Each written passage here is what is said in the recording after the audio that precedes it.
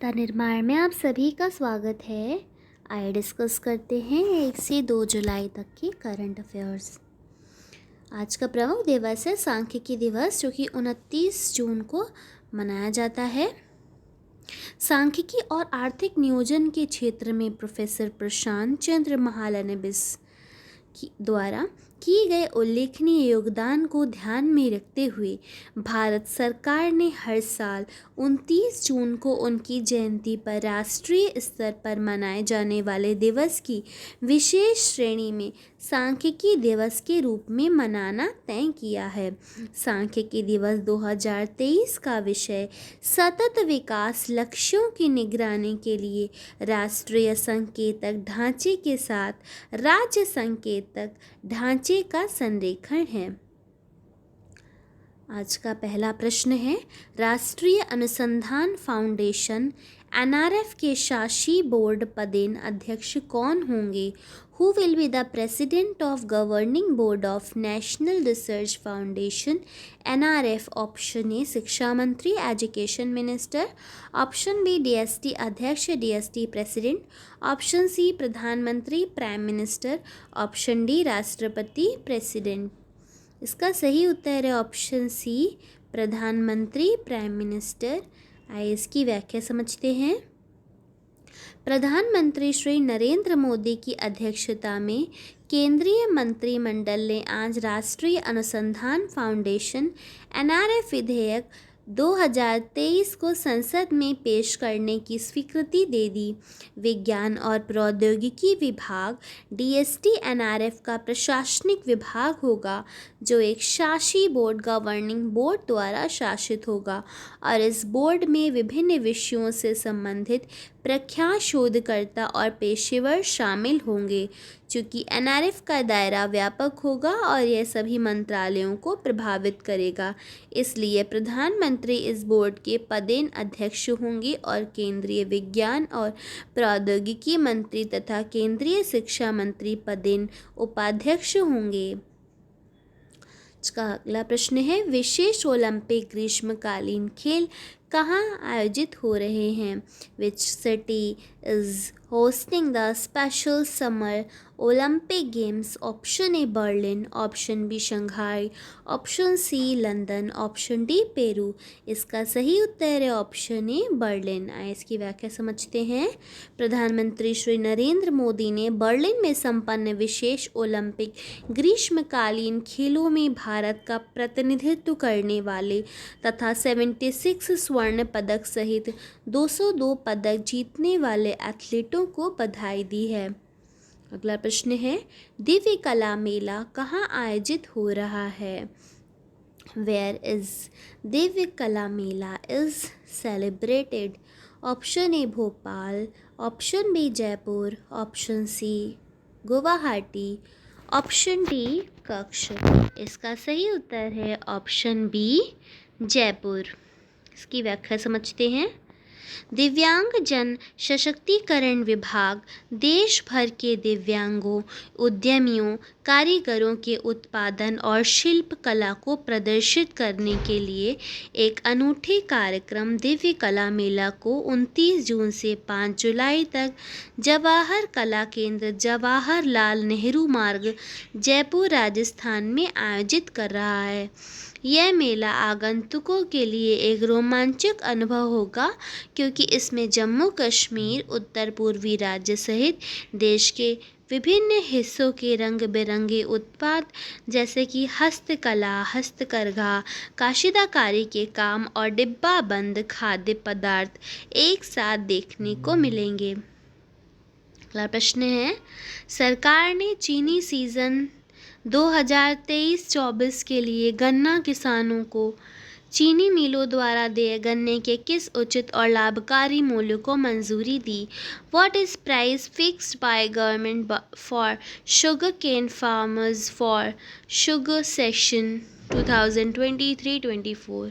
Option A 282 रुपये, option B 307 रुपये, option C 315 रुपये, ऑप्शन डी 322 रुपये। इसका सही उत्तर है ऑप्शन सी 315 रुपये। इसकी व्याख्या समझते हैं। गन्ना किसानों के हितों को ध्यान में रखते हुए प्रधानमंत्री श्री नरेंद्र मोदी की अध्यक्षता में आर्थिक मामलों पर कैबिनेट कमेटी CCEA ने 10.25% की मूलभूत रिकवरी दर के लिए 315 रुपये प्रति क्विंटल पर चीनी सीजन 2023-24 अक्टूबर सितंबर के लिए गन्ने के उचित और लाभकारी मूल्य FRP को मंजूरी दे दी है। 10.25% से अधिक की रिकवरी में प्रत्येक 0.1% की वृद्धि के लिए 3.07 रुपये प्रति क्विंटल का प्रीमियम प्रदान करने और रिकवरी में प्रत्येक 0.1% की कमी के लिए FRP में 3.07 रुपये प्रति क्विंटल की कमी करने को मंजूरी दी गई है। अगला प्रश्न है यूरिया गोल्ड क्या है? What is urea gold? Option A नीम लेपित urea, option B gold coated urea, option C lead coated urea, option D sulphur coated urea. इसका सही उत्तर है option D sulphur coated urea, sulphur लेपित यूरिया। इसकी व्याख्या समझते हैं। देश में पहली बार सल्फर कोटेड यूरिया गोल्ड की शुरुआत की जा रही है। यह वर्तमान में उपयोग होने वाले नीम कोटेड यूरिया से अधिक किफ़ायती और बेहतर है। यह देश में मिट्टी में सल्फर की कमी को दूर करेगा। यह किसानों की इनपुट लागत भी बचाएगा और उत्पादन एवं उत्पादकता में वृद्धि के साथ किसानों की आय भी बढ़ाएगा। अगला प्रश्न है PM प्रणाम योजना किसके लिए है? PM प्रणाम scheme is for whom? Option A महिलाएं, ऑप्शन बी उर्वरक, ऑप्शन सी शिक्षा, ऑप्शन डी गरीबी। इसका सही उत्तर है ऑप्शन बी उर्वरक, फर्टिलाइजर्स। आइए इसकी व्याख्या समझते हैं। धरती माता की उर्वरकता की बहाली, जागरूकता और पोषण और सुधार हेतु प्रधानमंत्री कार्यक्रम PM प्रणाम शुरू किया गया है। अगला प्रश्न है अनुसंधान चिंतन शिविर कहाँ शुरू किया गया है? Where is research thinking campaign started? Option A Bengaluru, option B New Delhi, option C Thiruvananthapuram, option D Coimbatore. इसका सही उत्तर है ऑप्शन बी नई दिल्ली। की व्याख्या समझते हैं। रक्षा अनुसंधान एवं विकास संगठन DRDO ने उद्योग और शिक्षा जगत के भीतर रक्षा अनुसंधान एवं विकास को प्रोत्साहित करने के उद्देश्य से नई दिल्ली में एक अनुसंधान चिंतन शिविर का आयोजन किया। इस कार्यक्रम में chief of defence staff general Anil Chauhan मुख्य अतिथि थे। इस अवसर पर 75 प्रौद्योगिकी से संबंधित प्राथमिकता वाले क्षेत्रों की सूची जारी की गई। अगला प्रश्न है CDRI के कितने सदस्य देश बन गए हैं? How many member countries of CDRI? Option A 29, option B 12, option C 31, option D 28। इसका सही उत्तर है ऑप्शन सी 31। इसकी व्याख्या समझते हैं।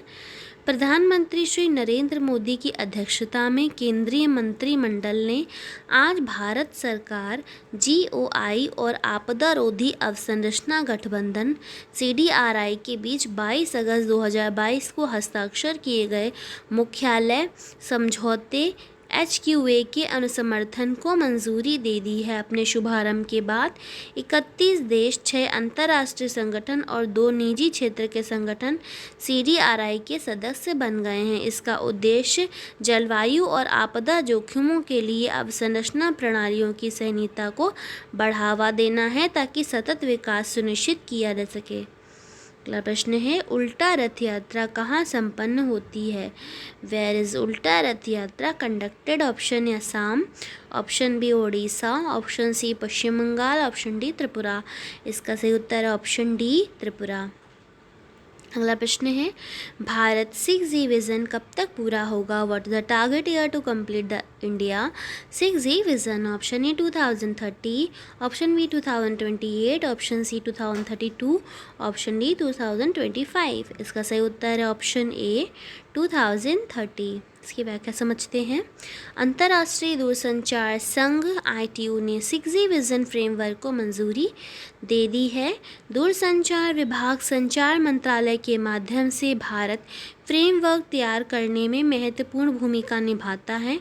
प्रधानमंत्री श्री नरेंद्र मोदी ने 23 मार्च 2023 को भारत 6G विज़न दस्तावेज़ जारी किया था, जिसमें भारत को 2030 तक 6G प्रौद्योगिकी के डिज़ाइन, विकास और तैनाती में अग्रणी योगदानकर्ता बनने की परिकल्पना की गई है।